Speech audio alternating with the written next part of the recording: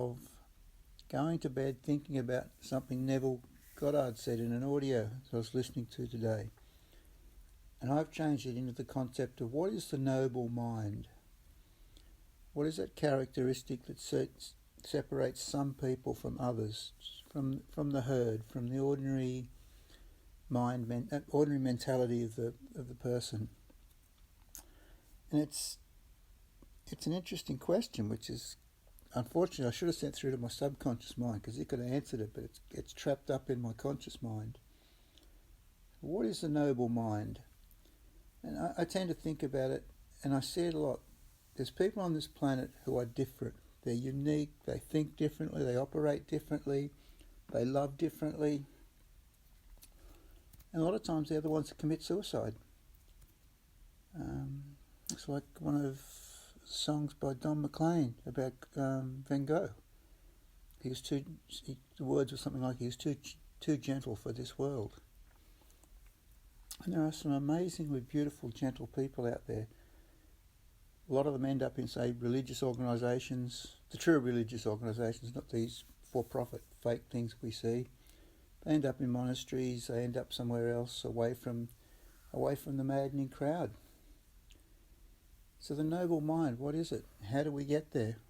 And is it worth pursuing as a human being? I tend to think it is. I tend to think very much of the noble mind as from the aspect of love and how a lot of people love differently. I know it's something that I tend to pursue. I had someone recently that tried to normalise me, tried to get me to fit back into the normal society. And to their great disappointment, they failed, because I'm never going to be normal. And I don't mean arrogance by that. I dance to a far different tune. I'm more interested in the higher aspects of humanity, the esoteric, the hidden secrets. How do we be more loving? How do we be more kind? How do we have more compassion and tolerance? And I'll be the first to admit, I fall off the perch lots of times. I was listening to something of the day about being a better human, and it was talking about gossip or not gossiping, always looking for the best. See, someone with a noble mind would always look for the best, would always say the best, would never criticise in any written form or any recordable form. They'd always find something good to say, because someone with the noble mind would understand that person is a reflection of themselves. If they're reacting to something in someone else, they have it in themselves. So they're never going to criticise themselves. They're never going to put themselves in a situation where they see themselves less. Now, to a normal mind, that would seem strange, because most people criticise, most people gossip. And you have to look at newspapers and look what makes newspapers sell. So this thing, the noble mind, it's definitely keeping me awake tonight. But I can think about a friend of mine. I haven't heard from this person for a while, and we actually connected yesterday, and there's a great love between this person and I. She has a new partner, a new life, and we walked together through life for a little while, and I watched her go from an unhappy marriage to an incredible relationship now. She's so happy. She absolutely glows. I was there when her daughter died. I was there through a whole lot of stuff. We were good friends. And she taught me to say no.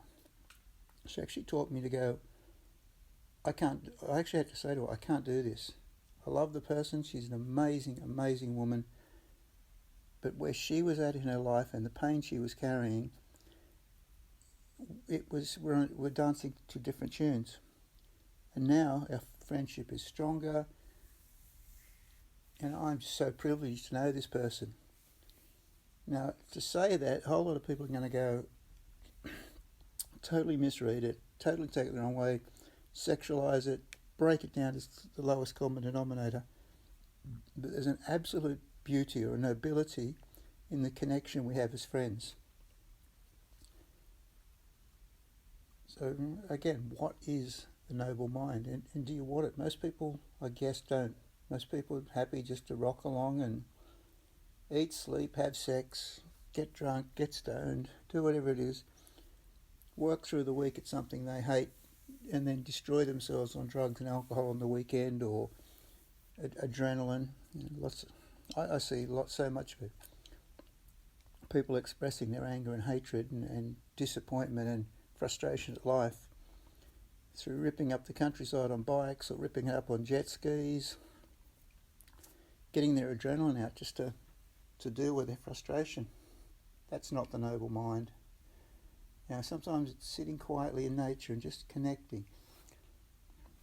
So I guess the noble mind is more about a recognition there is something greater. There is some source outside of ourselves, and yet it lives within ourselves.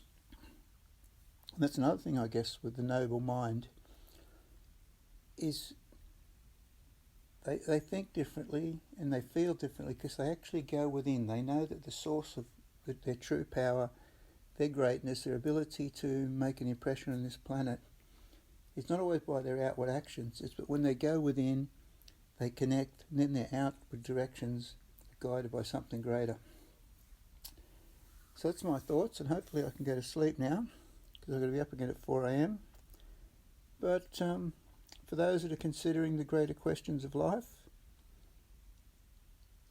what is the noble mind in your life?